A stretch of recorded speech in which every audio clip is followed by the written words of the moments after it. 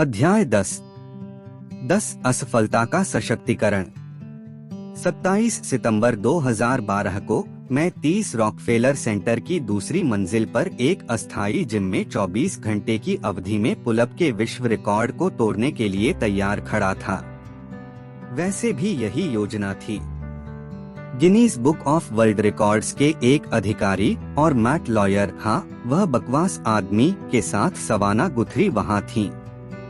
फिर मैं special operations warrior foundation के लिए धन जुटाने की योजना बना रहा था। इस बार बहुत सारा धन, लेकिन मुझे वह रिकॉर्ड भी चाहिए था।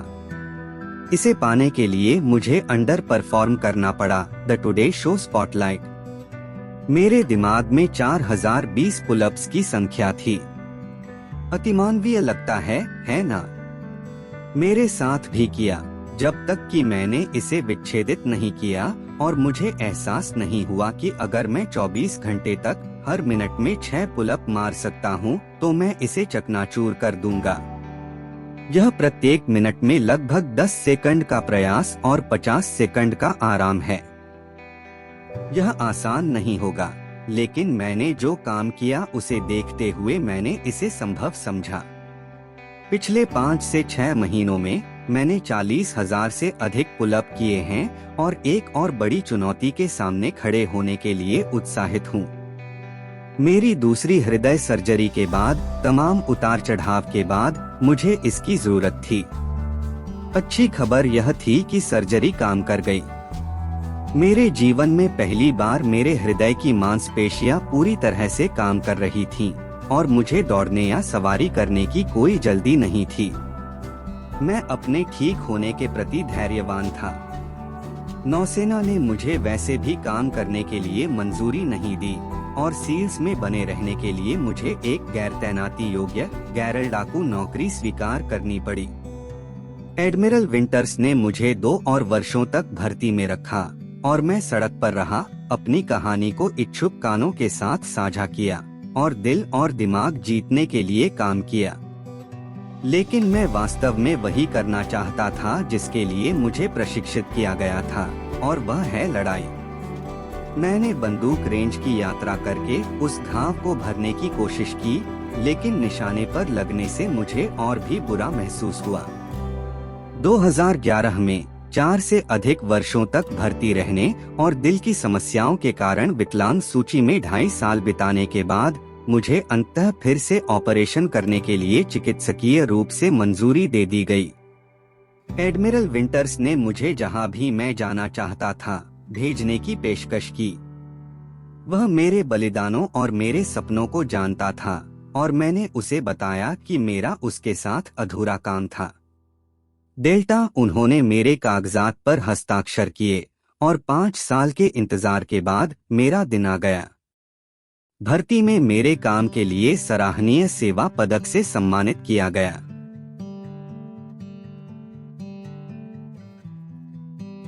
जनवरी से मार्च 2010 की तिमाही के नाविक के रूप में चुना गया। एक बार फिर मैं डेल्टा चयन के लिए एपलाचिया में उतर गया। 2006 में जब मैंने अपने काम के पहले वास्तविक दिन में 18 मील की सड़क पर धूम्रपान किया, तो मैंने कुछ अन्य लोगों से कुछ नेक इरादे से की गई प्रतिक्रिया के बारे में सुना, जो अफवाहों के जाल में फंस गए थे। डेल्टा सिलेक्शन में सब कुछ एक रहस्य है।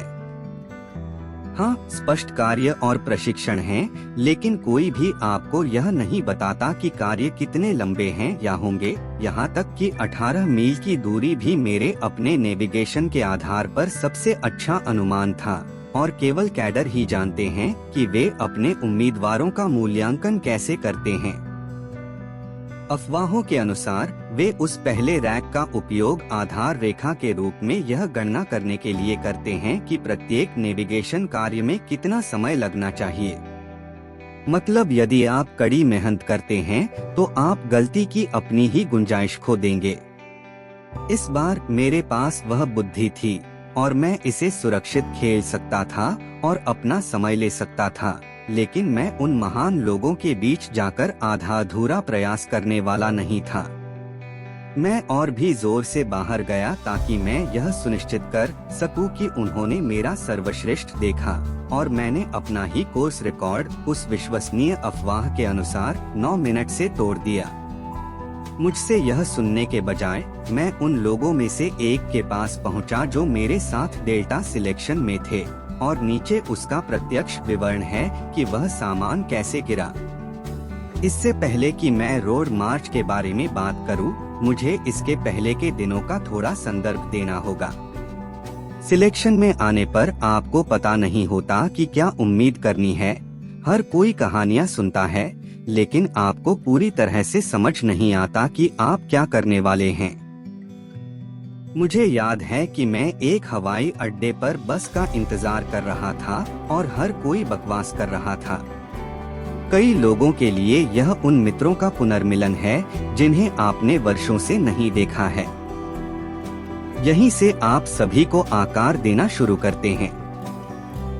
मुझे याद है कि ज्यादातर लोग बातें कर रहे थे या आराम कर रहे थे। एक व्यक्ति ऐसा था जो अपने बैग पर बैठा हुआ था और गंभीर दिख रहा था।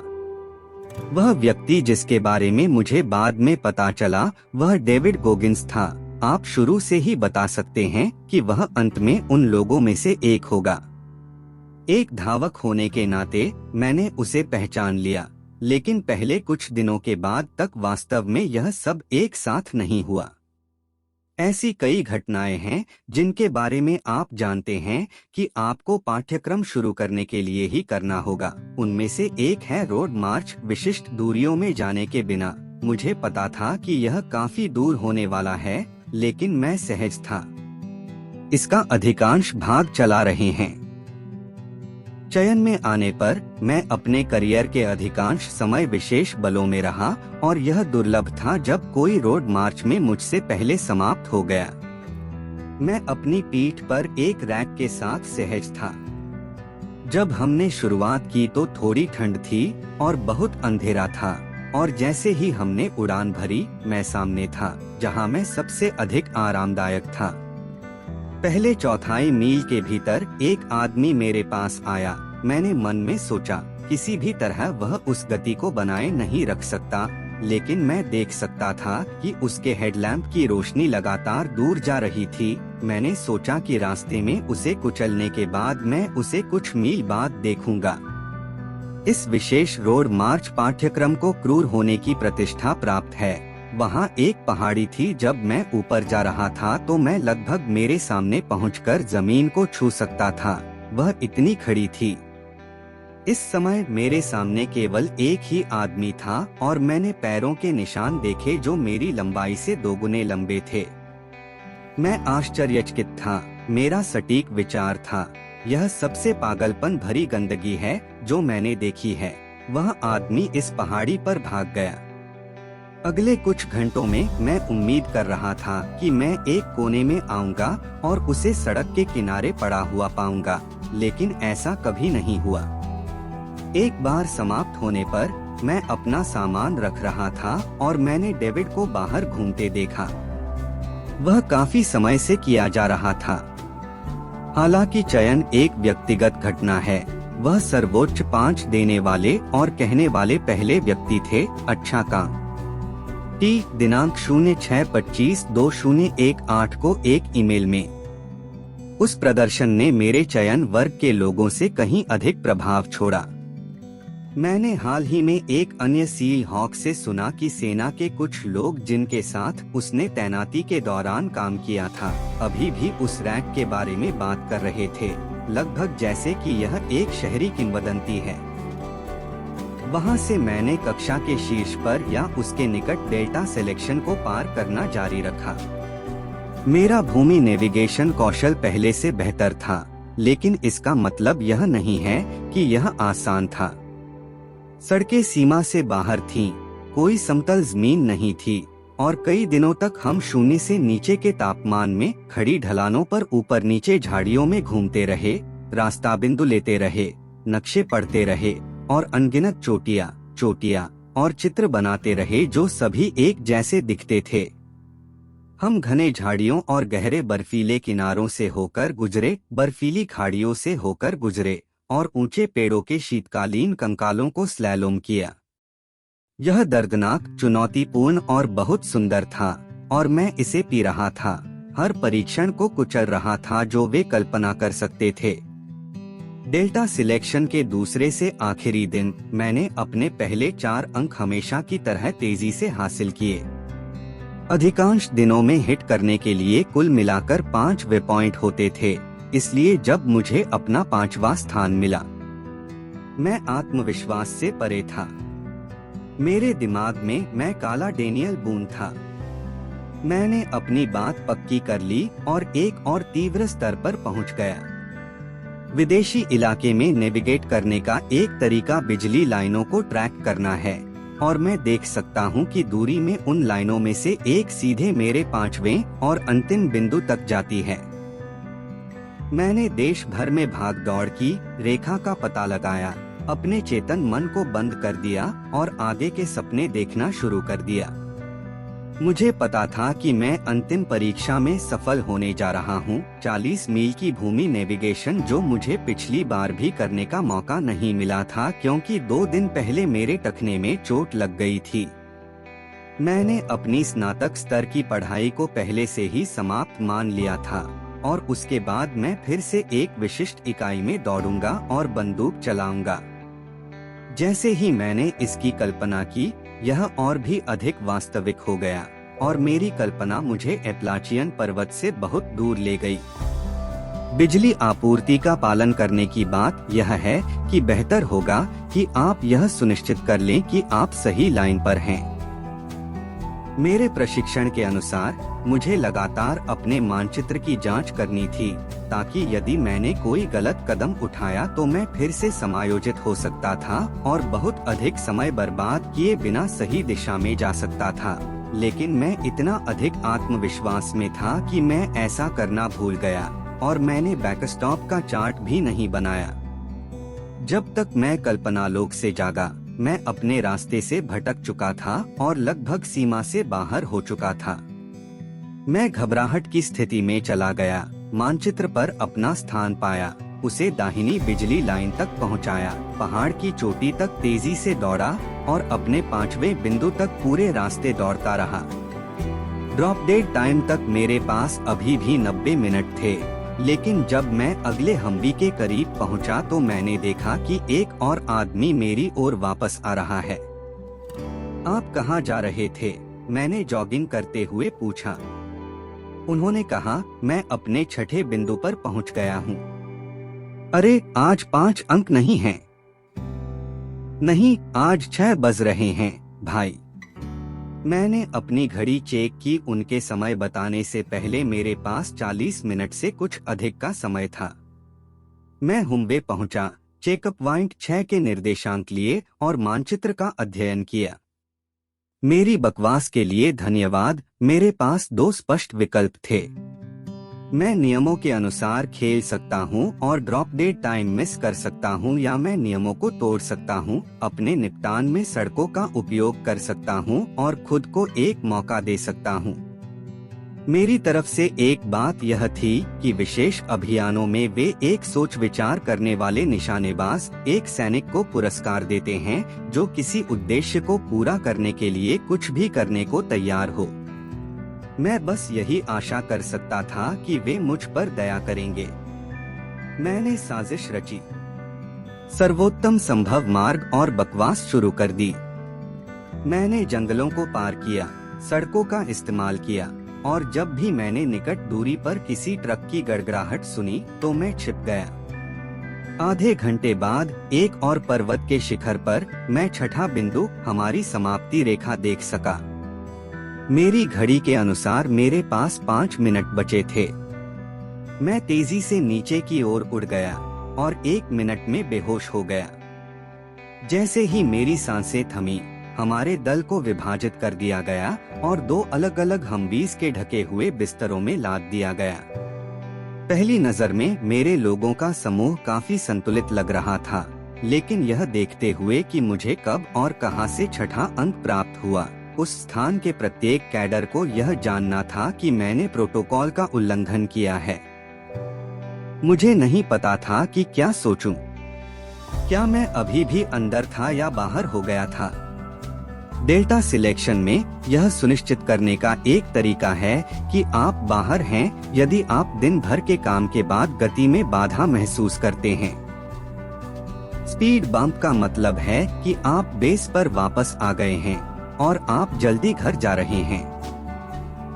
उस दिन जब हमने महसूस किया कि पहली बार हमें हमारी आशाओं और सपनों से बाहर कर दिया, कुछ लोगों ने कोसना शुरू कर दिया, दूसरों की आंखों में आंसू आ गए। मैंने बस अपना सिर हिला दिया। गोगिंस, तुम यहाँ क्या बकवास कर रहे हो? एक आदमी ने पूछा। वह मुझे अपने साथ बैठा देखकर चौंक गया, लेकिन मैंने अपनी वास्तविकता से इनकार कर दिया क्योंकि जब मैंने चयन पूरा भी नहीं किया था तब मैं डेल्टा प्रशिक्षण में स्नातक होने और बल का हिस्सा बनने के बारे में दिवास्वप्न देख रहा था। मैंने कहा, मैंने वह नहीं किया जो उन्होंने मुझसे करने को कहा था। मैं सचमुच घर जाने के लायक हूँ। बकवास। आप यहाँ सबसे अच्छे लोगों में से एक हैं। वे बहुत बड़ी गलती कर रहे हैं। मैंने उनके आक्रोश की सराहना की। मुझे भी ऐसा करने की उम्मीद थी, लेकिन मैं उनके फैसले से निराश नहीं हो सकता। डेल्टा ब्रास ऐसे पुरुषों की तलाश में नहीं थे जो सी, बी प्लस या यहाँ तक कि ए प्रयास के साथ कक्षा उत्तीर्ण कर सकें। उन्होंने केवल ए प्लस छात्रों को स्वीकार किया, और यदि आपने गड़बड़ कर दी और अपनी क्षमता से कम प्रदर्शन किया तो उन्होंने आपको पैकिंग के लिए भेज दिया। बकवास। यदि आप युद्ध के मैदान में क्षण भर के लिए दिवास्वप्न देखते हैं तो इसका मतलब आपका जीवन और आपके एक भाई का जीवन हो सकता है। मुझे पता है कि नहीं, यह मेरी गलती थी, मैंने कहा। मैं ध्यान केंद्रित रहकर और अपना सर्वश्रेष्ठ प्रदर्शन करके यहाँ तक पहुँचा हूँ और मैं घर जा रहा हूँ क्योंकि मैंने अपना ध्यान खो दिया है। अब सील बनने की ओर वापस जाने का समय आ गया है। अगले 2 वर्षों तक मैं सील डिलीवरी वाहनों के लिए SDV नामक एक गुप्त परिवहन इकाई के हिस्से के रूप में होनोलुलु में रहा। ऑपरेशन रेड विंग्स सबसे प्रसिद्ध SDV मिशन है और आपने इसके बारे में केवल इसलिए सुना क्योंकि यह इतनी बड़ी खबर थी। अधिकांश SDV कार्य छाया में और दृष्टि से काफी दूर होता है। मैं वहां अच्छी तरह से फिट हूं और दोबारा काम पर लौटना बहुत अच्छा रहा। मैं फोर्ड द्वीप पर रहता था, जहां से मेरे लिविंग रूम की खिड़की के ठीक बाहर पर्ल हार्बर का दृश्य दिखाई देता था। केट और मैं अलग हो गए थे, इसलिए अब मैं वास्तव में स्पार्टन जीवन जी रहा था और अभी भी काम पर जाने के लिए सुबह 5 बजे उठ जाता था। मेरे पास 2 रास्ते थे, एक 8 मीलर और एक 10 मीलर, लेकिन मैं जो भी ले गया मेरे शरीर ने बहुत अच्छी प्रतिक्रिया नहीं दी। केवल कुछ मील के बाद मुझे गर्दन में तेज दर्द और चक्कर आने लगे। मेरी दौड़ के दौरान कई बार चक्कर आने के कारण मुझे बैठना पड़ा। कई वर्षों से मेरे मन में यह संदेह बना हुआ था कि हम सभी के पास पूर्ण शरीर खराब होने से पहले चलने वाली मील की एक सीमा होती है, और मुझे आश्चर्य होता था कि क्या मैं अपनी दूरी तय कर रहा हूँ। मेरे शरीर को इतना कसाव कभी महसूस नहीं हुआ था। मेरी खोपड़ी के आधार पर एक गांठ थी जिसे मैंने पहली बार BUDS में स्नातक होने के बाद देखा था। 1 दशक बाद इसका आकार 2 गुना हो गया। मेरे कूल्हे फ्लेक्सर्स के ऊपर भी गांठें थीं। मैं हर चीज की जांच करवाने के लिए डॉक्टर के पास गया, लेकिन वे ट्यूमर तो दूर घातक भी नहीं थे। जब डॉक्टरों ने मुझे जानलेवा खतरे से मुक्त कर दिया तो मुझे एहसास हुआ कि मुझे उनके साथ रहना होगा और कुछ समय के लिए लंबी दूरी की दौड़ को भूलने की कोशिश करनी होगी। जब कोई गतिविधि या व्यायाम जिस पर आप हमेशा भरोसा करते थे वह आपसे छीन लिया जाता है, जैसे दौड़ना मेरे लिए था, तो मानसिक उलझन में फंसना और कोई भी व्यायाम करना बिल्कुल बंद कर देना आसान होता है, लेकिन मेरी आदत छोड़ने की नहीं थी। मैंने पुलअप बार की ओर ध्यान आकर्षित किया और स्लेज के साथ किए जाने वाले वर्कआउट को दोहराया। यह एक ऐसा अभ्यास था जिसने मुझे खुद को आगे बढ़ाने की अनुमति दी और मुझे चक्कर नहीं आया क्योंकि मैं सेट के बीच ब्रेक ले सकता था। थोड़ी देर बाद मैंने यह देखने के लिए गूगल पर खोजा कि क्या कोई पुलअप रिकॉर्ड पहुंच के भीतर है। तभी मैंने स्टीफन हाईलैंड के कई पुलअप रिकॉर्ड के बारे में पढ़ा, जिसमें 4020 का 24 घंटे का रिकॉर्ड भी शामिल था। उस समय मुझे एक अल्ट्रा धावक के रूप में जाना जाता था और मैं नहीं चाहता था कि मुझे सिर्फ एक चीज के लिए जाना जाए। कौन करता है?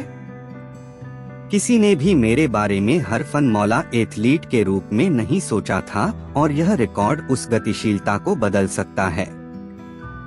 कितने लोग एक दिन में 100, 150, यहाँ तक कि 200 मील दौड़ने और 4000 से अधिक पुलअप करने में सक्षम हैं? मैंने स्पेशल ऑपरेशंस वॉरियर फाउंडेशन को फोन किया और पूछा कि क्या मैं मदद कर सकता हूँ। थोड़ा और पैसा। वे रोमांचित थे और अगली बात जो मुझे पता चली वह यह कि मेरे एक संपर्क ने अपने नेटवर्किंग कौशल का उपयोग करके मुझे बुक किया आज का शो। प्रयास की तैयारी के लिए मैंने सप्ताह के दौरान प्रतिदिन 400 पुलअप किए, जिसमें मुझे लगभग 70 मिनट लगे। शनिवार को मैंने 3 घंटे में 5 से 10 दोहराव के सेट में 1500 पुलअप किए और रविवार को मैंने इसे वापस 750 पर डायल किया। उस सभी काम ने मेरे लैट्स, ट्राइसेप्स, बाइसेप्स और पीठ को मजबूत किया, मेरे कंधे और कोहनी के जोड़ों को तैयार किया। अत्यधिक सजा देने के लिए मुझे एक शक्तिशाली गोरिल्ला प्रकार की पकड़ विकसित करने में मदद की और मेरी लैक्टिक एसिड सहनशीलता का निर्माण किया ताकि मेरी मांसपेशियां अधिक काम करने के बाद भी लंबे समय तक काम कर सकें। जैसे जैसे खेल का दिन नजदीक आया, मैंने रिकवरी कम कर दी और 2 घंटे तक हर 30 सेकंड में 5 पुलअप करना शुरू कर दिया। बाद में मेरी बाहें मेरी तरफ झुक गईं, अत्यधिक खींचे हुए रबर बैंड की तरह लंगड़ाकर। मेरे रिकॉर्ड प्रयास की पूर्व संध्या पर मेरी माँ और चाचा मेरी मदद करने के लिए न्यूयॉर्क शहर के लिए रवाना हुए और जब तक सील्स ने मुझे लगभग मार ही नहीं डाला तब तक हम सभी सिस्टम में थे। आज का शो अंतिम क्षण में उपस्थिति कोई आसान दिन नहीं का प्रत्यक्ष विवरण ओसामा बिन लादेन का छापा अभी अभी सामने आया था। यह देवगिरी इकाई के ऑपरेटरों में से एक द्वारा लिखा गया था जिसने इसे पूरा किया था और नौसेना विशेष युद्ध अधिकारी खुश नहीं थे। विशेष संचालकों से अपेक्षा की जाती है कि वे क्षेत्र में हमारे द्वारा किए गए कार्यों का विवरण आम जनता के साथ साझा न करें और टीमों में बहुत से लोगों ने उस पुस्तक का विरोध किया। मुझे पेशी से हटने का सीधा आदेश दिया गया, जिसका कोई मतलब नहीं था। मैं संचालन के बारे में बात करने के लिए कैमरे पर नहीं जा रहा था और मैं आत्म प्रचार के मिशन पर नहीं था। मैं मारे गए लोगों के परिवारों के लिए $10 लाख जुटाना चाहता था। औरत टुडे शो टेलीविजन पर सुबह का सबसे बड़ा शो था। मैं उस समय तक लगभग 20 वर्षों तक सेना में सेवा कर चुका था, मेरे रिकॉर्ड में एक भी उल्लंघन किए बिना, और पिछले 4 वर्षों से नौसेना ने मुझे अपने पोस्टर बॉय के रूप में इस्तेमाल किया था। उन्होंने मुझे बिलबोर्ड पर खड़ा कर दिया, CNN पर मेरा साक्षात्कार लिया गया और मैं NBC पर एक हवाई जहाज से कूद गया। उन्होंने मुझे दर्जनों पत्रिकाओं और अखबारों की कहानियों में जगह दी, जिससे उनके भर्ती मिशन में मदद मिली। अब वे बिना किसी उचित कारण के मेरा गला घोंटने की कोशिश कर रहे थे। अरे, अगर किसी को यह पता था कि मैं क्या कह सकता हूँ और क्या नहीं, तो वह मैं ही हूँ। ठीक समय पर नौसेना के कानूनी विभाग ने मुझे आगे बढ़ने की मंजूरी दे दी। मेरी भर्ती के दिनों के दौरान बिलबोर्ड मेरा साक्षात्कार संक्षिप्त था। मैंने अपने जीवन की कहानी का क्लिफ्स नोट्स संस्करण सुनाया और उल्लेख किया कि रिकॉर्ड टूटने तक मैं अपने एकमात्र पोषण के रूप में कार्बोहाइड्रेट युक्त स्पोर्ट्स ड्रिंक पीते हुए तरल आहार पर रहूंगा। कल सब खत्म हो जाने पर हमें आपके लिए क्या पकाना चाहिए? सवाना गुथरी ने उत्तर दिया। मैं हंसा और खेला, बिल्कुल सहमत, लेकिन इसे घुमाओ मत, मैं अपने आराम क्षेत्र से बाहर था। मैं अपने आप से युद्ध करने वाला था, लेकिन मैं वैसा नहीं दिखता था या वैसा व्यवहार नहीं करता था। जैसे ही घड़ी खत्म हुई, मैंने अपनी शर्ट उतार दी और केवल हल्के काले रनिंग शॉर्ट्स और रनिंग जूते की एक जोड़ी पहन रखी थी। वाह, यह खुद को आईने में देखने जैसा है, लाउर ने मेरी ओर इशारा करते हुए मजाक किया। सवाना ने कहा, यह खंड और भी दिलचस्प हो गया है। ठीक है डेविड, तुम्हें शुभकामनाएं। हम देखते रहेंगे। किसी ने प्ले बटन दबा दिया। कुछ दूरी तक जाना, द चट्टान का थीम गीत, और मैं पुलअप बार की ओर बढ़ गया। इसे मैट काले रंग से रंगा गया था, सफेद टेप से लपेटा गया था और वाक्यांश के साथ स्टेंसिल किया गया था, कोई कमजोरी न दिखाएं, सफेद अक्षरों में। जैसे ही मैंने अपने भूरे दस्ताने पहने, मुझे आखिरी शब्द पता चला। कृपया दान करें specialops.org, मैंने कहा था। हम $10 लाख जुटाने की कोशिश कर रहे हैं। ठीक है, क्या आप तैयार हैं? लॉयर ने पूछा। 3, 2, 1, डेविड जाओ। इसके साथ घड़ी शुरू हुई और मैंने 8 पुलअप का एक सेट पूरा किया। Guinness book of world records द्वारा निर्धारित नियम स्पष्ट थे। मुझे प्रत्येक पुलअप को एक डेड हैंड से शुरू करना था, बाहों को पूरी तरह फैलाकर, और मेरी ठुड्डी को बार से ऊपर उठाना था। तो यह शुरू होता है, सवाना ने कहा। मैं कैमरे के सामने मुस्कुराया और तनाव मुक्त दिख रहा था, लेकिन वो पहला पुलअप भी सही नहीं लग रहा था। इसका एक भाग परिस्थितिजन्य था। मैं एक ग्लास बॉक्स एक्वेरियम में एक अकेली मछली थी जो धूप को आकर्षित करती थी और गर्म शो लाइटों के एक बैंक को प्रतिबिंबित करती थी। बाकी आधा हिस्सा तकनीकी था। पहले पुलअप से ही मैंने देखा कि बार में मेरी आदत से कहीं अधिक लाभ था। मेरे पास अपनी सामान्य शक्ति नहीं थी और मैंने एक लंबे दिन की जुदाई की आशा की थी। सबसे पहले मैंने उस बकवास को रोक दिया। करना पड़ा। एक कमजोर बार का मतलब सिर्फ एक मजबूत प्रयास था और इसने मुझे असामान्य होने का एक और मौका दिया। दिन भर लोग नीचे सड़क से गुजरते रहे, हाथ हिलाते रहे और जयकार करते रहे। मैं पीछे हट गया, अपनी योजना पर कायम रहा और हर मिनट में 6 पुलअप लगाए। मिनट, लेकिन उस जर्जर बार के कारण यह आसान नहीं था। मेरा बल नष्ट हो रहा था और सैकड़ों बार खींचने के बाद क्षय ने अपना असर दिखाया। प्रत्येक बाद के पुलअप के लिए एक बड़े प्रयास, एक मजबूत पकड़ की आवश्यकता होती है और 1500 के निशान पर मेरे अग्रभाग नरक की तरह दर्द करते हैं। मेरे मसाज थेरेपिस्ट ने सेट के बीच में उन्हें रगड़ा, लेकिन वे लैक्टिक एसिड के साथ उभर आए जो मेरे ऊपरी शरीर की हर मांसपेशी में समा गया। 6 से अधिक लंबे घंटों के बाद और बैंक में 2000 पुलअप के साथ मैंने अपना पहला 10 मिनट का ब्रेक लिया। मैं अपनी 24 घंटे की गति से काफी आगे था और सूरज क्षितिज पर नीचे झुक गया था, जिससे कमरे में पारा कम हो गया था। इतनी देर हो चुकी थी कि पूरा स्टूडियो बंद कर दिया गया। यह सिर्फ मैं, कुछ दोस्त, एक मसाज थेरेपिस्ट और मेरी माँ थी। आज का शो मुझ पर नजर रखने और यह सुनिश्चित करने के लिए कि मैं नियमों का पालन कर रहा हूँ, कैमरे लगाए गए और चलाए जा रहे थे। मुझे अभी भी 2000 से अधिक पुलअप करने थे और उस दिन पहली बार संदेह ने मेरे दिमाग में घर बना लिया। मैंने अपनी नकारात्मकता को मुखर नहीं किया और मैंने दूसरे हाफ के लिए अपने दिमाग को रीसेट करने की कोशिश की, लेकिन सच्चाई यह थी कि मेरी पूरी योजना खराब हो गई थी। मेरा कार्बोहाइड्रेट पेय मुझे वह शक्ति नहीं दे रहा था जिसकी मुझे जरूरत थी और मेरे पास प्लान भी नहीं था, इसलिए मैंने चीज़बर्गर का ऑर्डर दिया और खा लिया। कुछ वास्तविक भोजन पाकर अच्छा लगा। इस बीच मेरी टीम ने बार को राफ्टर्स में पाइपों से बांधकर स्थिर करने की कोशिश की, लेकिन मेरी उम्मीद के मुताबिक मेरे सिस्टम को रिचार्ज करने के बजाय लंबे ब्रेक का प्रतिकूल प्रभाव पड़ा। पहले पुलअप रिकॉर्ड प्रयास के दौरान मेरा शरीर बंद हो रहा था, जबकि मेरा दिमाग घबराहट से घूम रहा था, क्योंकि मैंने प्रतिज्ञा की थी और पैसे जुटाने और एक रिकॉर्ड तोड़ने की खोज में अपना नाम दांव पर लगा दिया था।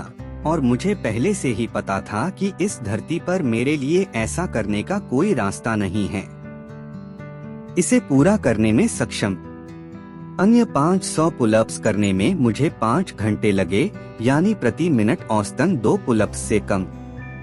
एक सामान्य शनिवार को जिम में बिना किसी दुष्प्रभाव के 3 घंटे की तुलना में केवल 1000 अधिक पुलअप करने के बाद मैं पूरी तरह से मांसपेशियों की विफलता के कगार पर था। यह कैसे संभव हुआ? मैंने अपना रास्ता निकालने की कोशिश की, लेकिन तनाव और लैक्टिक एसिड मुझ पर हावी हो गया था। प्रणाली और मेरा ऊपरी शरीर आटे का एक लोथड़ा था। मैंने अपने जीवन में पहले कभी मांसपेशियों की विफलता का सामना नहीं किया था।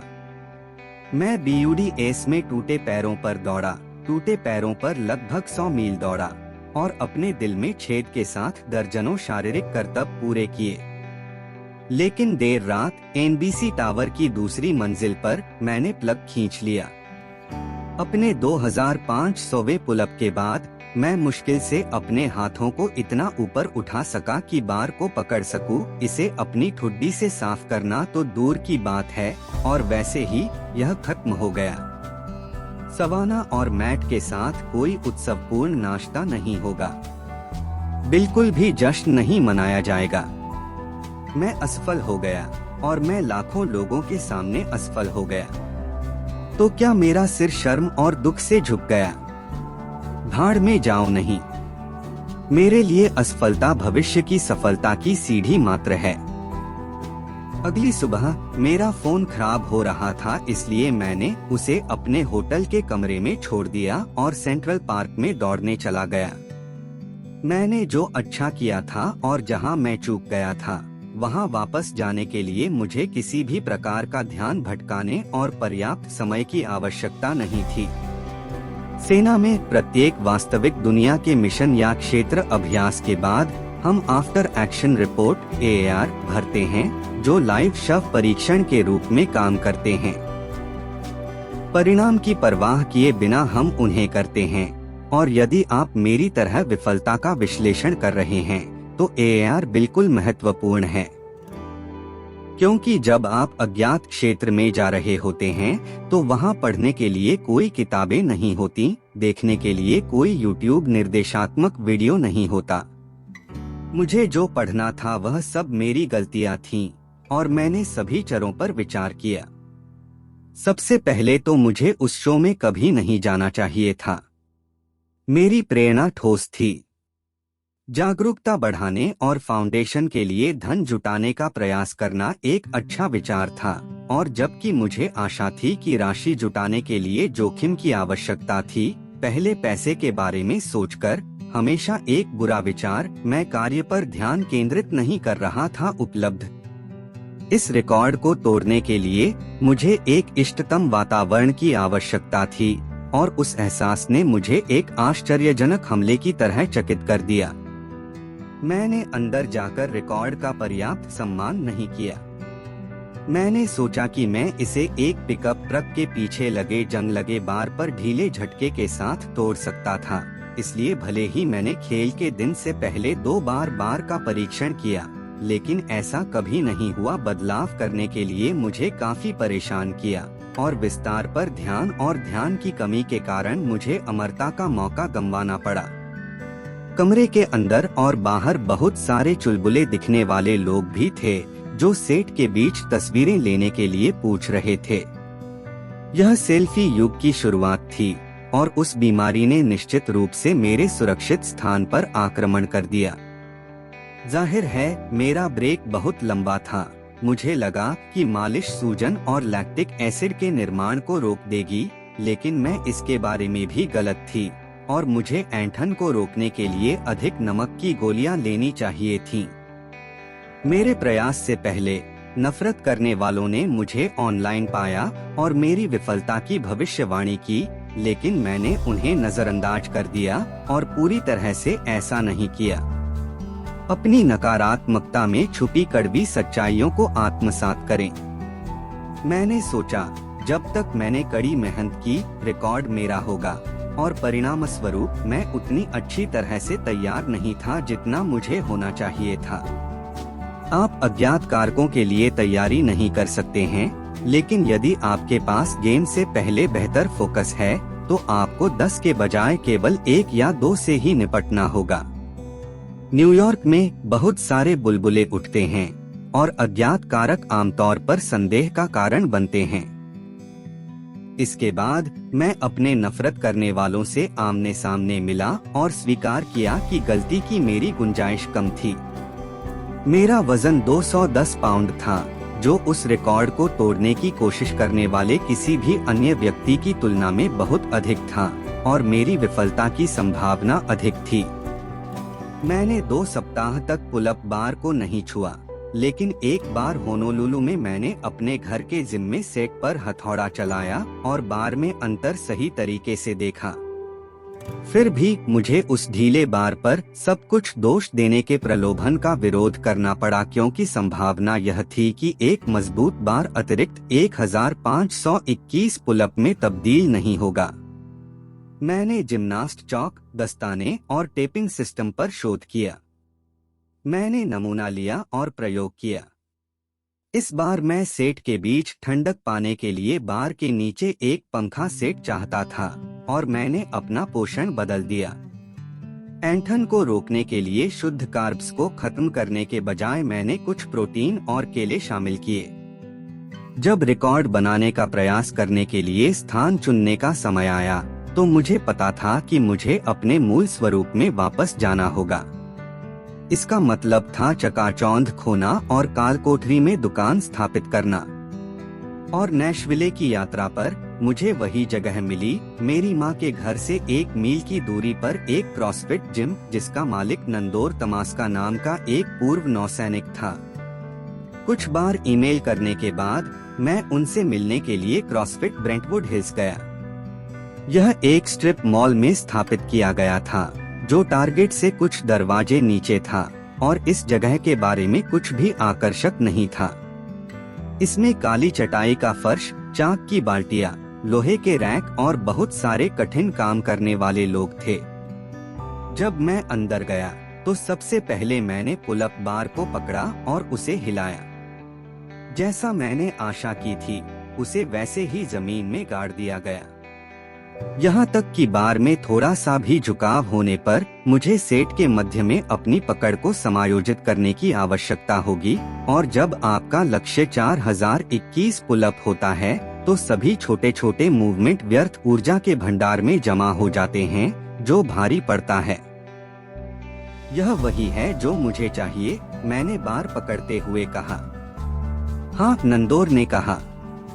हमारे स्क्वाट रैक के रूप में काम करने के लिए उन्हें मजबूत होना होगा। इसकी मजबूती और स्थिरता के अलावा यह सही ऊंचाई थी। मैं नहीं चाहता था छोटी पट्टी, क्योंकि आपके पैरों को मोड़ने से हैमस्ट्रिंग में ऐंठन हो सकती है। मुझे इसकी इतनी ऊंचाई पर जरूरत थी कि मैं अपने पैर की उंगलियों पर खड़े होकर इसे पकड़ सकूं। मैं तुरंत बता सकता हूं कि नंदोर इस मिशन के लिए एक आदर्श सहसाजिश करता था। वह एक सूचीबद्ध व्यक्ति था, क्रॉसफिट में शामिल हो गया और अपना पहला जिम खोलने के लिए अपनी पत्नी और परिवार के साथ अटलांटा से नैशविले चला गया। बहुत से लोग अपने दरवाजे खोलने और किसी अजनबी को अपने जिम पर कब्जा करने के लिए तैयार नहीं हैं, लेकिन नंदोर वॉरियर फाउंडेशन के कारण निराश थे। मेरा दूसरा प्रयास नवंबर के लिए निर्धारित था, और लगातार 5 हफ्तों तक मैंने हवाई में अपने घरेलू जिम में प्रतिदिन 500 से 1300 पुल-अप किए। अपने आखिरी द्वीप सत्र के दौरान मैंने 5 घंटों में 2000 पुल-अप किए, फिर नैशविले के लिए उड़ान पकड़ी, जो मेरे प्रयास से 6 दिन पहले पहुंची। नंदोर ने गवाहों और मेरे सहयोगी दल के रूप में कार्य करने के लिए अपने जिम के सदस्यों को एकजुट किया। उन्होंने प्लेलिस्ट का ध्यान रखा, चाक मंगवाया और जरूरत पड़ने पर पीछे एक विश्राम कक्ष भी स्थापित किया। उन्होंने एक प्रेस विज्ञप्ति भी जारी की। मैंने खेल के दिन से पहले उनके जिम्मे प्रशिक्षण लिया और एक स्थानीय समाचार चैनल एक रिपोर्ट दर्ज करने आया। स्थानीय अखबार ने भी एक स्टोरी की थी। यह छोटे पैमाने पर था, लेकिन नैशविले में उत्सुकता बढ़ रही थी, खासकर क्रॉसफिट के दीवाने। कई लोग इस दृश्य को आत्मसात करने के लिए आए। मैंने हाल ही में नंदोर से बात की और मुझे पसंद आया कि उन्होंने इसे कैसे रखा। लोग दशकों से दौड़ रहे हैं और लंबी दूरी तक दौड़ रहे हैं, लेकिन 4000 पुलअप मानव शरीर ऐसा करने के लिए डिजाइन नहीं किया गया है। इसलिए ऐसा कुछ देखने का मौका मिलना बहुत अच्छा था। मैंने प्रयास से पहले पूरा दिन आराम किया और जब मैं जिम गया तो मुझे मजबूत महसूस हुआ और मैं आगे की माइनफील्ड के लिए तैयार हो गया। नंदोर और मेरी माँ ने सब कुछ डायल करने में सहयोग किया। दीवार पर एक चिकना डिजिटल टाइमर था जो मेरी गिनती को भी ट्रैक करता था। साथ ही उनके पास बैकअप के रूप में चलने वाली 2 बैटरी चालित दीवार घड़ियां थीं। बार के ऊपर Guinness book of world records का बैनर लटका हुआ था और एक वीडियो क्रू था, क्योंकि प्रत्येक प्रतिनिधि को संभावित समीक्षा के लिए रिकॉर्ड किया जाना था।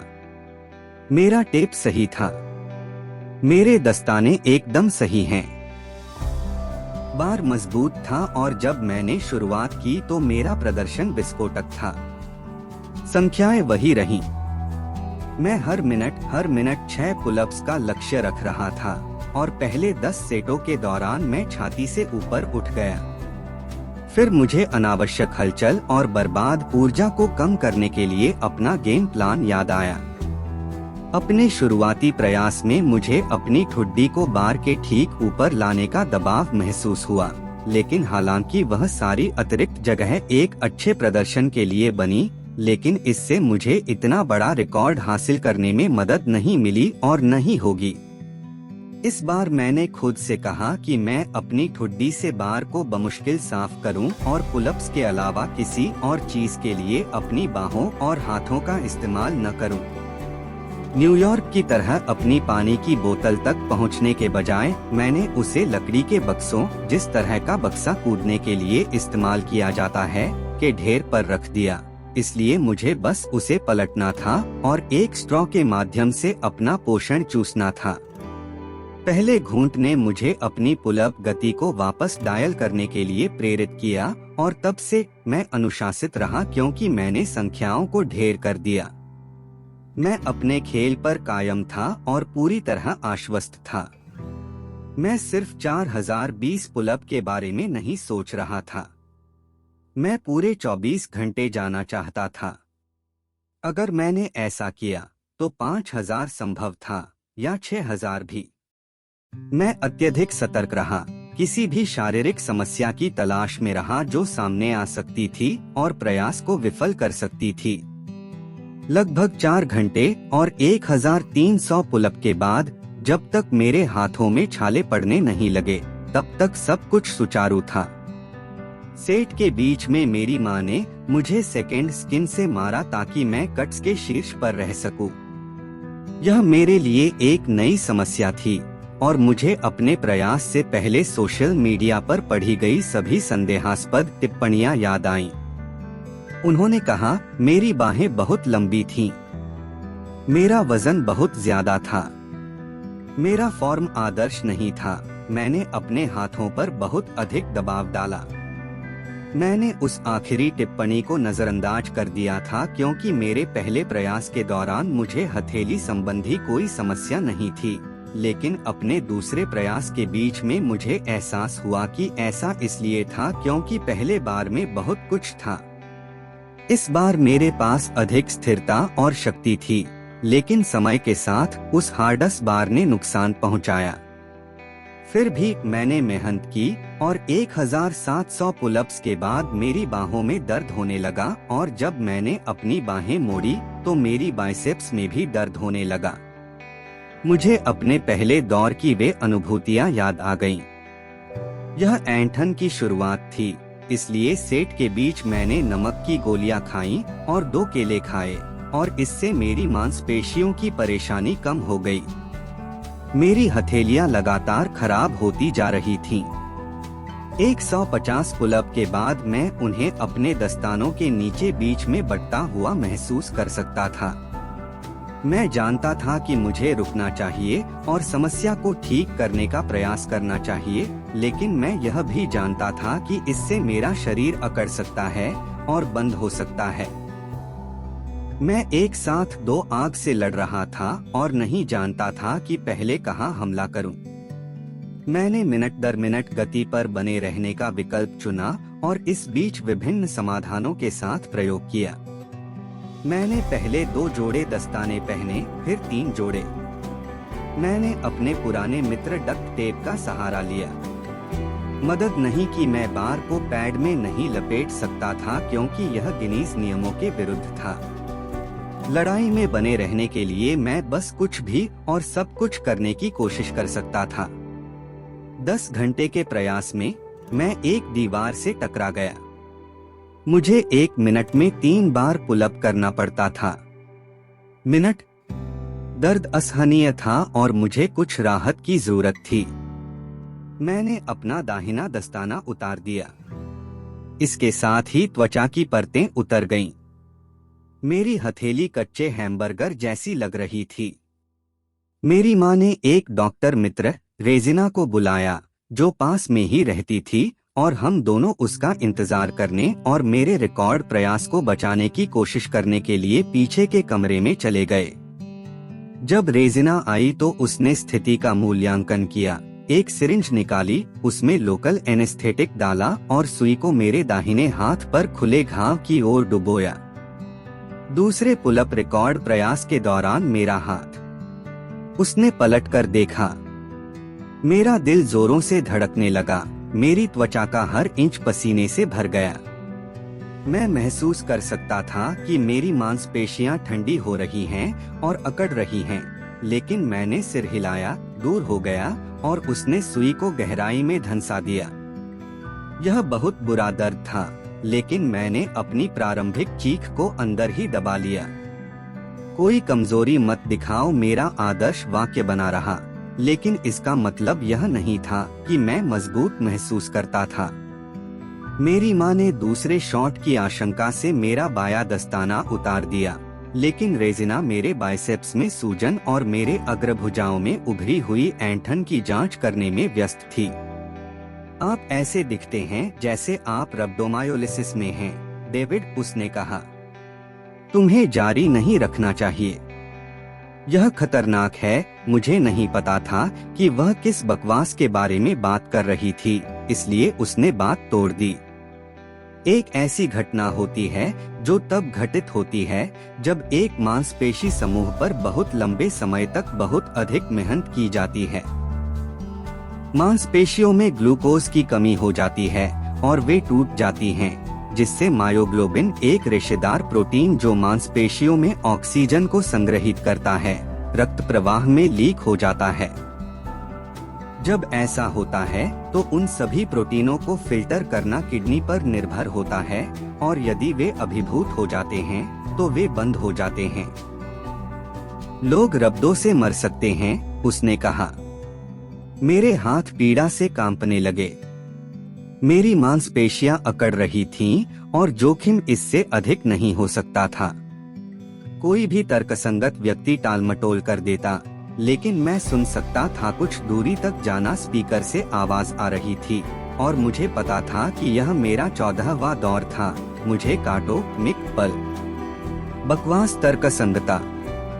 मैंने अपनी बाईं हथेली उठाई और रेजिना को अपनी सुई उसमें घुसाने को कहा। मेरे मन में संदेह की भरपूर फसल खिलने के कारण दर्द की लहरें मेरे अंदर बह गईं। उसने दोनों हथेलियों को धुंध और मेडिकल टेप की परतों में लपेटा और मुझे दस्ताने की एक ताजा जोड़ी पहनाई। फिर मैं जिम के फर्श पर वापस चला गया और काम पर वापस आ गया।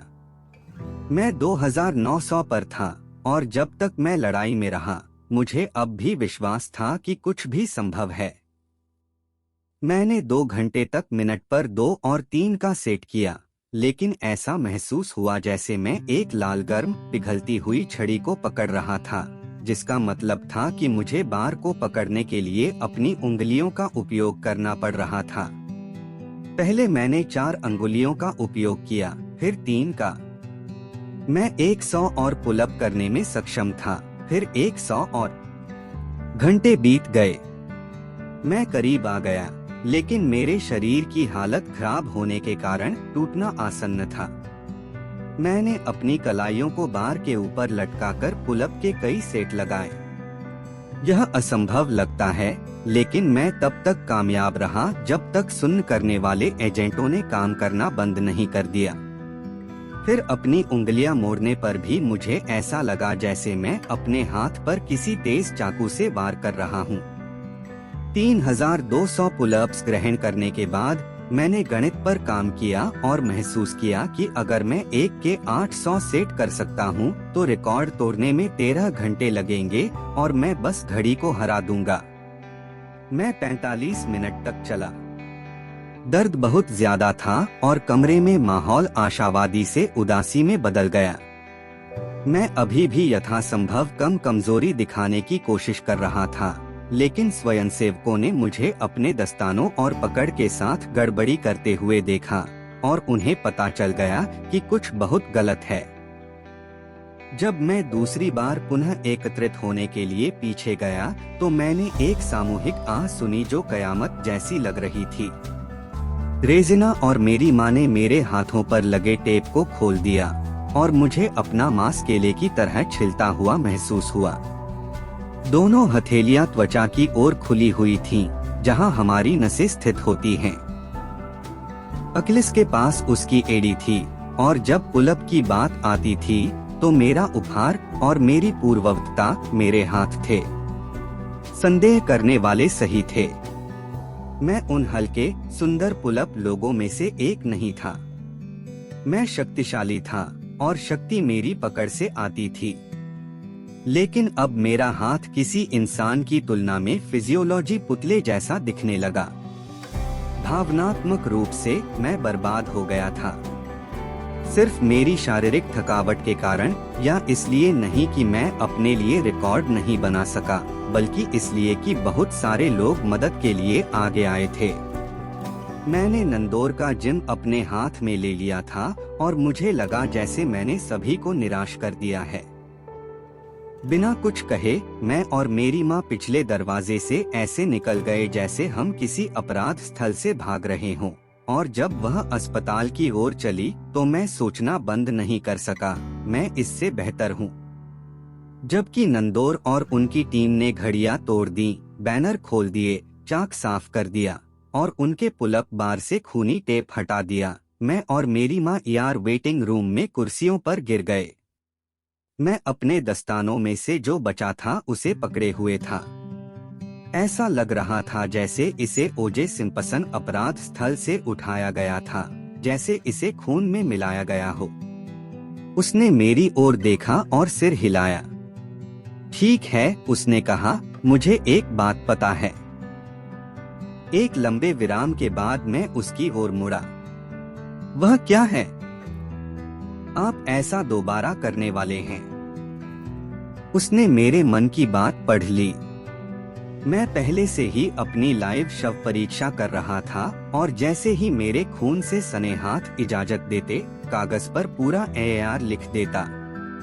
मैं जानता था कि इस मलबे में खजाना है और कहीं न कहीं लाभ उठाया जा सकता है। मुझे बस इसे एक पहेली की तरह जोड़ना था। और तथ्य यह है कि मेरे कहे बिना ही उसे इस बात का एहसास हो गया, जिससे मैं उत्तेजित हो गया। हम में से बहुत से लोग ऐसे लोगों से घिरे रहते हैं जो आराम की हमारी इच्छा के बारे में बात करते हैं। कौन हमारे घावों के दर्द का इलाज करेगा और हमें आगे की चोट से बचाएगा, बजाय इसके कि हम उन पर कठोर होकर फिर से प्रयास करने में मदद करें। हमें अपने आसपास ऐसे लोगों की जरूरत है जो हमें बताएं कि हमें क्या सुनने की जरूरत है, न कि वह जो हम सुनना चाहते हैं। लेकिन साथ ही हमें यह महसूस न कराएं कि हम असंभव का सामना कर रहे हैं। मेरी माँ मेरी सबसे बड़ी प्रशंसक थी। जब भी मैं जीवन में असफल हुआ तो वह मुझसे हमेशा पूछती रहती थी कि इसके बाद मैं कब और कहां जाऊंगा। उसने कभी नहीं कहा, खैर शायद इसका मतलब यह नहीं है।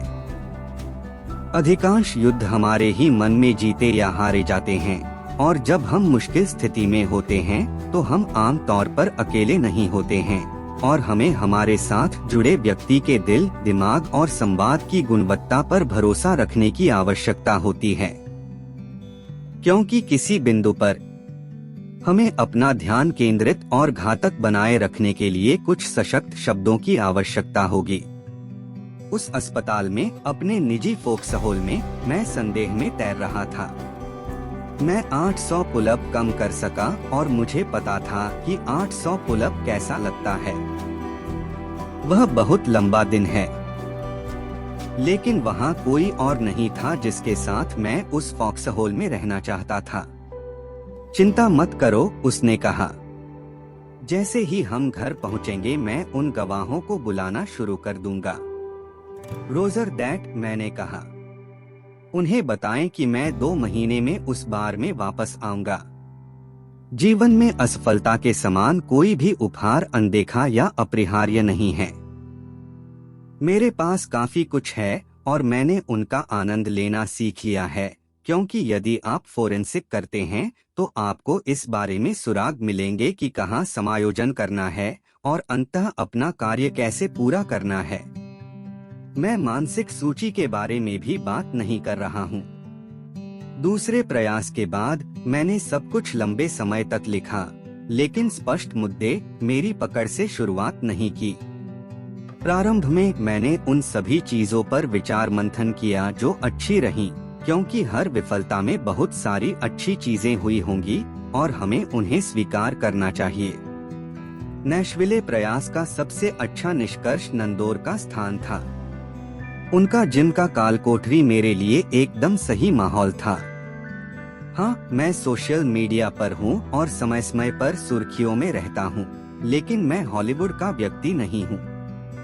मुझे अपनी ताकत एक बहुत अंधेरी जगह से मिलती है, और नंदोर का जिम कोई नकली खुशहाल फैक्ट्री नहीं थी। यह अंधेरा, पसीने से तर, दर्दनाक और वास्तविक था। मैंने अगले ही दिन उसे फोन किया और पूछा कि क्या मैं प्रशिक्षण के लिए वापस आ सकता हूं और रिकॉर्ड में एक और दौड़ लगा सकता हूं।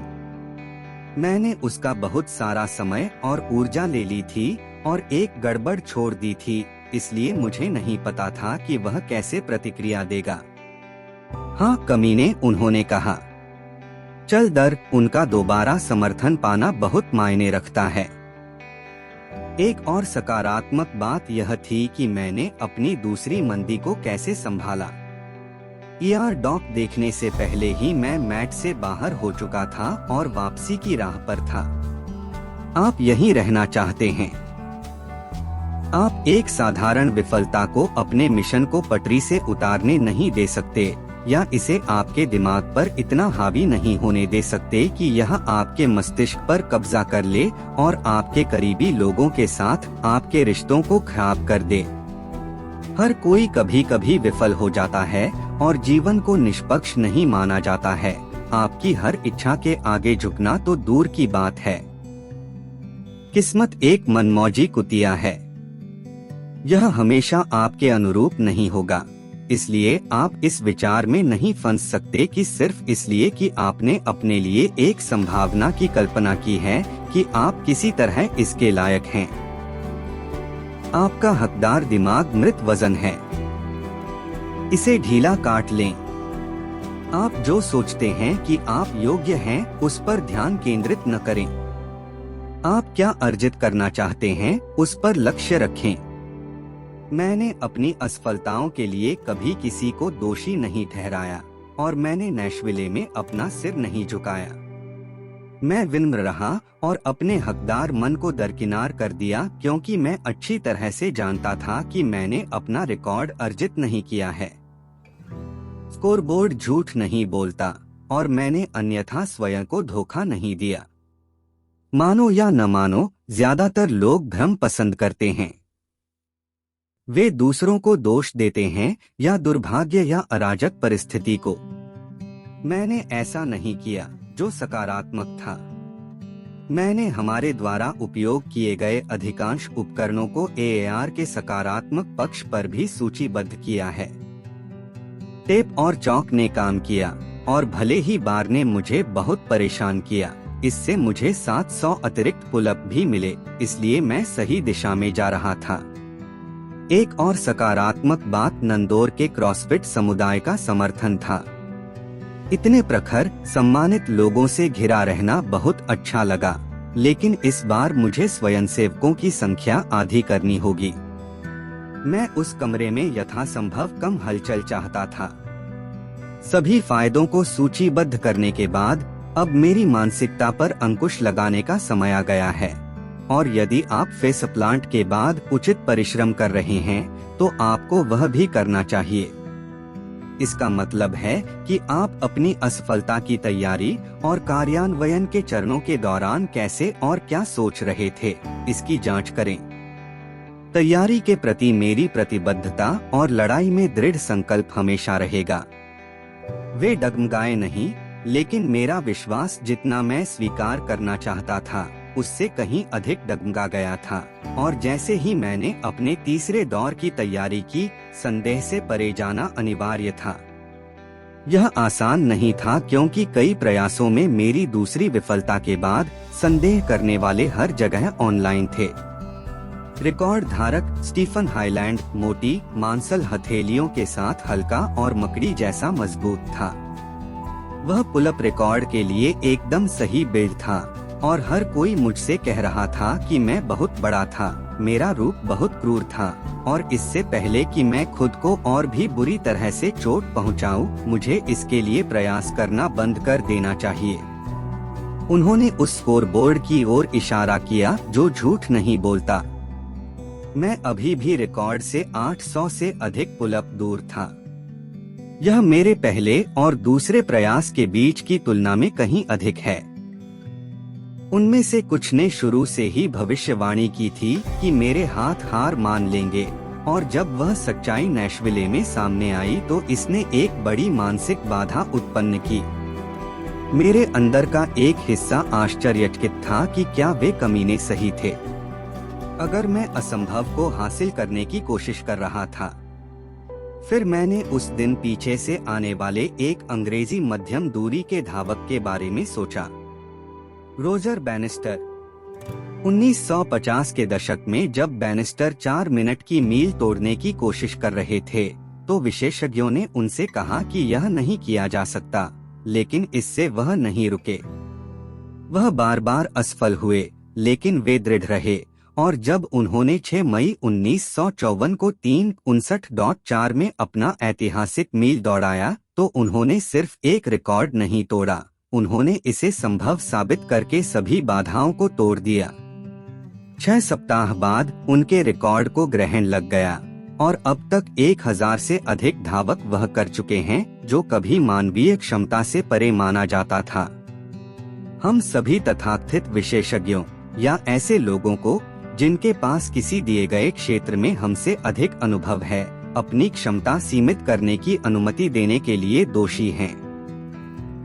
हम खेलों को पसंद करते हैं, इसका एक कारण यह है कि हम उन कांच की छतों को टूटते हुए देखना भी पसंद करते हैं। अगर मैं लोकप्रिय धारणा को तोड़ने वाला अगला एथलीट बनने जा रहा हूं, तो मुझे संदेह सुनना बंद करना होगा, चाहे वह बाहर से आ रहा हो या भीतर से उबल रहा हो। और ऐसा करने का सबसे अच्छा तरीका यह तय करना था कि खींचो, अब रिकॉर्ड पहले से ही मेरा था। मुझे नहीं पता था कि यह आधिकारिक तौर पर कब मेरा बनेगा। यह 2 महीने या 20 साल में हो सकता है, लेकिन एक बार जब मैंने तय कर लिया कि यह मेरा है और मैंने इसे कैलेंडर से अलग कर दिया, तो मैं आत्मविश्वास से भर गया और किसी भी और सभी दबाव से मुक्त हो गया, क्योंकि मेरा काम असंभव को हासिल करने की कोशिश से बदल गया था। एक अनिवार्यता। लेकिन वहां पहुंचने के लिए मुझे उस सामरिक लाभ को ढूंढना होगा जिसे मैं मिस कर रहा हूं। एक सामरिक समीक्षा किसी भी लाइव ऑटोप्सी या एआर का अंतिम और सबसे महत्वपूर्ण हिस्सा है। और जबकि मैंने पहले प्रयास से सामरिक रूप से सुधार किया था, अधिक स्थिर बार पर काम करना और बर्बाद ऊर्जा को कम करना, मैं अभी भी 800 प्रतिनिधि कम कर पाया। इसलिए हमें संख्याओं में गहराई से जाने की जरूरत थी। प्रति मिनट 6 पुलअप ने मुझे 2 बार विफल कर दिया था। हाँ, इसने मुझे तेजी से 4020 तक पहुंचाया, लेकिन मैं वहां कभी नहीं पहुंच सका। इस बार मैंने आगे बढ़ने के लिए धीमी शुरुआत करने का फैसला किया। मैं अनुभव से यह भी जानता था कि 10 घंटे के बाद मैं किसी दीवार से टकरा जाऊंगा और मेरी प्रतिक्रिया से अधिक लंबा ब्रेक नहीं हो सकता। 10 घंटे के निशान ने मेरे चेहरे पर 2 बार प्रहार किया और दोनों बार मैं 5 मिनट या उससे अधिक समय के लिए रुका, जिसके कारण बहुत जल्दी विफलता हुई। मुझे अपनी रणनीति पर कायम रहना था और किसी भी लंबे ब्रेक को अधिकतम 4 मिनट तक सीमित रखना था। अब उस पुलअप बार के बारे में, हाँ, यह शायद मुझे फिर से तोड़ देगा, इसलिए मुझे कोई समाधान ढूंढने की जरूरत है। नियमों के अनुसार मुझे प्रयास के बीच में अपने हाथों के बीच की दूरी बदलने की अनुमति नहीं होगी। चौड़ाई पहले पुलअप से वही रहनी होगी।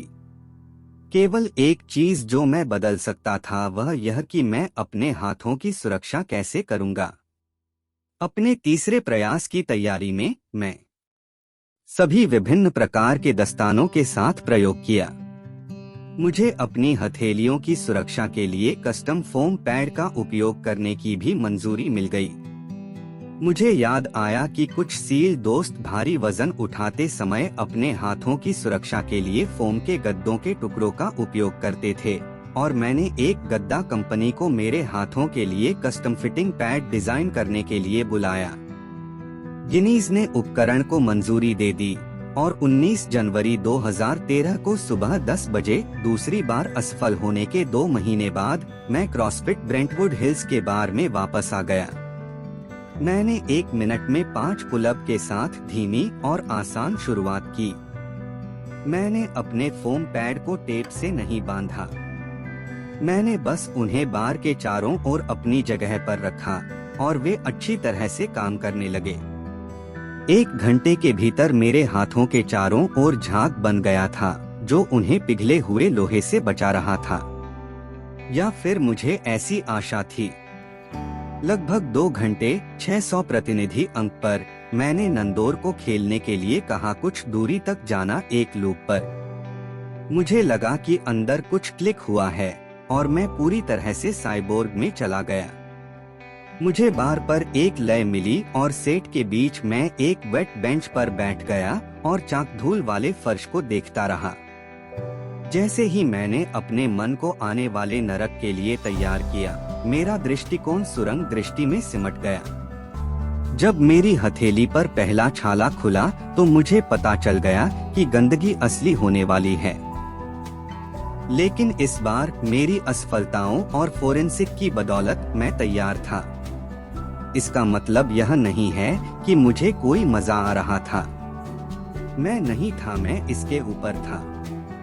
मैं अब पुलअप नहीं करना चाहता था, लेकिन लक्ष्य हासिल करना या बाधाओं पर काबू पाना मजेदार नहीं है। नए जीवन के आत्मविनाशकारी अनुष्ठान में बीज अंदर से बाहर की ओर फूटते हैं।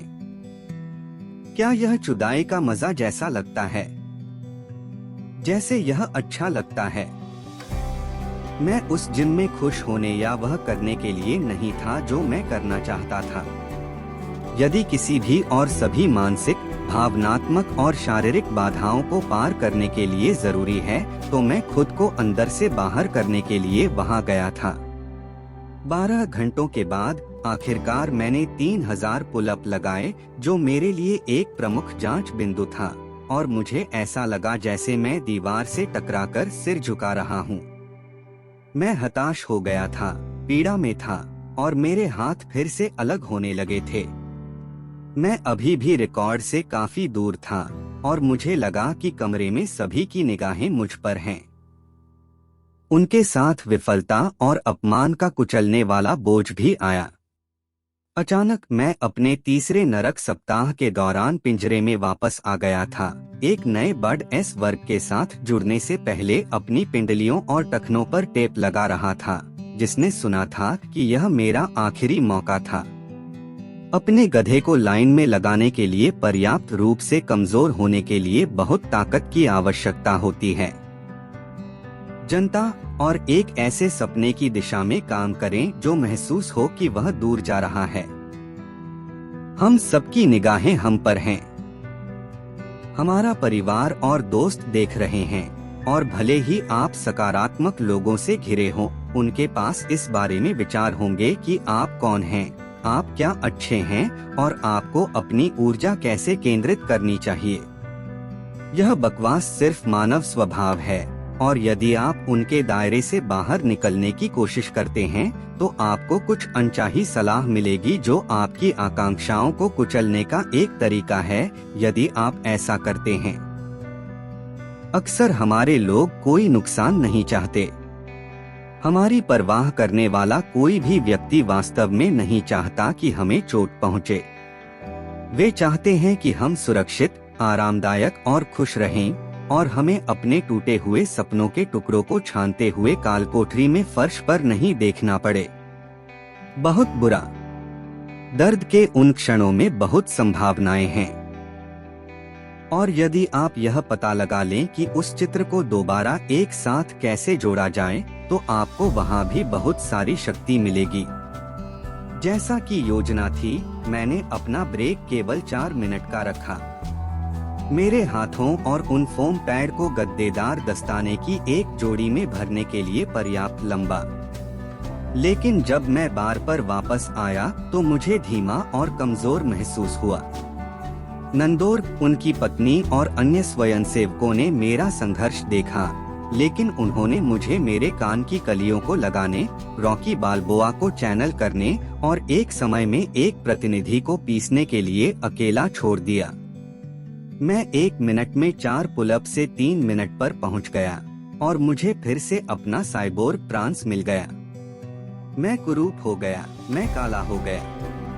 मैंने कल्पना की कि मेरा दर्द स्टीफन हाईलैंड नाम के एक पागल वैज्ञानिक की रचना है, दुष्ट प्रतिभा जिसने मेरे रिकॉर्ड और मेरी आत्मा पर अस्थायी कब्जा कर लिया था। यह वो था। वह कमीने मुझे दुनिया भर से प्रताड़ित कर रहा था, और यह मुझ पर और केवल मुझ पर निर्भर था कि मैं उसके पास संख्याएं जमा करता रहूं और स्टीमरोल करता रहूं, अगर मैं उसे लेना चाहता हूं, उसका मादरचोद आत्मा। स्पष्ट होने के लिए, मैं हाईलैंड से नाराज नहीं था, मैं उसे जानता भी नहीं। मैं वहां उस किनारे को ढूंढने गया था जिसकी मुझे आगे बढ़ने के लिए जरूरत थी। मैं अपने मन में उसके साथ व्यक्तिगत हो गया, अति आत्मविश्वास या ईर्ष्या के कारण नहीं, बल्कि अपने स्वयं के संदेह को दूर करने के लिए। जीवन एक दिमागी खेल है। यह बिल्कुल नवीनतम कोण था जिसका उपयोग मैंने उस गेम में गेम जीतने के लिए किया था। मुझे कहीं न कहीं एक किनारा ढूंढना था, और यदि आप इसे अपने रास्ते में खड़े व्यक्ति में पाते हैं तो यह शक्तिशाली है। जैसे जैसे आधी रात बीतने लगी, मैंने हमारे बीच की दूरी को कम करना शुरू कर दिया, लेकिन पुलअप तेजी से नहीं आ रहे थे और वे आसानी से नहीं आ रहे थे। मैं मानसिक और शारीरिक रूप से थक गया था, रब्दों में डूबा हुआ था, और मुझे 1 मिनट में 3 बार पुलअप करना पड़ता था।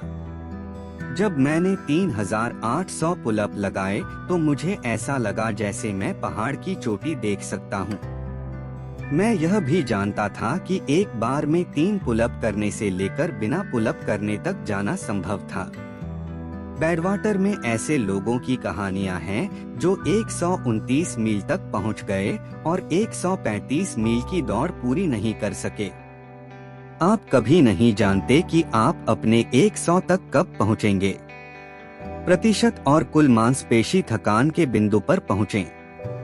मैं उस पल के आने का इंतजार करता रहा जब मैं अपने हथियार नहीं उठा पाऊंगा। संदेह छाया की भांति मेरा पीछा कर रहा था। मैंने इसे नियंत्रित करने या इसे चुप कराने की पूरी कोशिश की, फिर भी यह फिर से प्रकट होता रहा, मेरा पीछा करता रहा, मुझे धक्का देता रहा। 17 घंटे के दर्द के बाद 20 जनवरी 2013 को सुबह 3 बजे के आसपास मैंने अपना 4020वां और 4021वां पुलअप किया और रिकॉर्ड मेरा था। जिम में सभी ने उत्साह बढ़ाया, लेकिन मैं शांत रहा। 2 और सेट और कुल 4030 पुलअप के बाद मैंने अपना हेडफोन निकाला, कैमरे की ओर देखा और कहा, मैंने तुम्हें ट्रैक कर लिया, स्टीफन हाईलैंड। एक दिन में मैंने 8,46,030 पाउंड के बराबर वजन उठाया, जो अंतरिक्ष शटल के वजन का लगभग 3 गुना था। जैसे ही मैंने अपने दस्ताने उतारे और पीछे के कमरे में गायब हो गया, खुशी हंसी में बदल गई, लेकिन हर किसी को आश्चर्य हुआ। मैं जश्न मनाने के मूड में नहीं था। क्या इससे आपको भी झटका लगता है? आप जानते हैं कि मेरा रेफ्रिजरेटर कभी नहीं भरता है और ऐसा कभी नहीं होगा, क्योंकि मैं एक मिशन संचालित जीवन जीता हूँ, हमेशा अगली चुनौती की तलाश में रहता हूँ। इसी मानसिकता के कारण मैंने वह रिकॉर्ड तोड़ा, बैडवाटर पूरा किया, सील बना, रेंजर स्कूल में धूम मचाई और सूची में नीचे आ गया। मेरे दिमाग में मैं वह घुड़दौड़ का घोड़ा हूँ जो हमेशा उस गाजर का पीछा करता है जिसे मैं कभी नहीं पकड़ पाता, हमेशा खुद को साबित करने की कोशिश करता रहता हूँ। और जब आप उस तरह से जीते हैं और एक लक्ष्य प्राप्त करते हैं तो सफलता प्रतिकूल लगती है। रिकॉर्ड पर मेरे शुरुआती प्रयास के विपरीत मेरी सफलता ने बमुश्किल समाचार चक्र में कोई हलचल पैदा की, जो बिल्कुल ठीक था। मैं इसे प्रशंसा के लिए नहीं कर रहा था। मैंने कुछ पैसे जुटाए और मैंने उस पुलअप बार से वह सब सीखा जो मैं कर सकता था। 9 महीनों में 67,000 से अधिक पुलअप लॉक करने के बाद अब उन्हें मेरे कुकी जार में डालने और आगे बढ़ने का समय आ गया है। क्योंकि जीवन एक लंबा मदरफकिंग काल्पनिक खेल है जिसमें कोई स्कोरबोर्ड नहीं है, कोई रेफरी नहीं है, और जब तक हम मर नहीं जाते और दफन नहीं हो जाते तब तक खत्म नहीं होता है। और मैं इससे बस यही चाहता था कि मैं अपनी नजरों में सफल हो जाऊं। इसका मतलब धन या सेलिब्रिटी, हॉट कारों से भरा गैराज या मेरे पीछे पीछे चलने वाली खूबसूरत महिलाओं का हरम नहीं था। इसका मतलब अब तक का सबसे कठिन मादरचोद बनना था। निश्चित रूप से मुझे रास्ते में कुछ असफलताएं मिली, लेकिन मेरे दिमाग में रिकॉर्ड ने साबित कर दिया कि मैं करीब था। केवल खेल खत्म नहीं हुआ था और कठिन होने के कारण सीटी बजने से पहले मेरे दिमाग, शरीर और आत्मा से क्षमता की हर बूंद को निकालने की आवश्यकता आ गई। मैं लगातार खोज में रहूंगा। मैं मेज पर कुछ भी नहीं छोड़ूंगा। मैं अपना अंतिम विश्राम स्थान अर्जित करना चाहता था। वैसे भी मैंने तब यही सोचा था, क्योंकि मुझे अंदाजा नहीं था कि मैं अंत के कितना करीब पहुंच चुका हूं।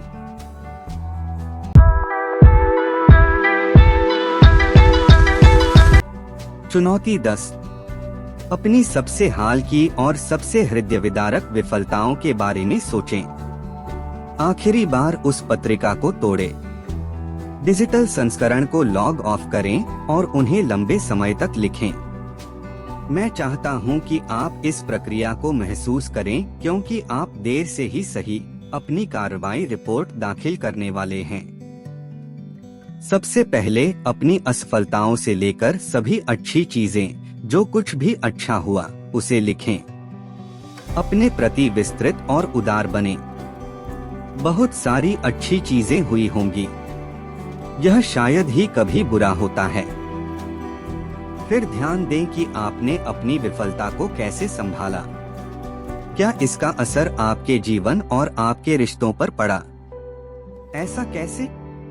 आपने अपनी विफलता के निष्पादन चरण की तैयारी के दौरान और उसके दौरान कैसे सोचा?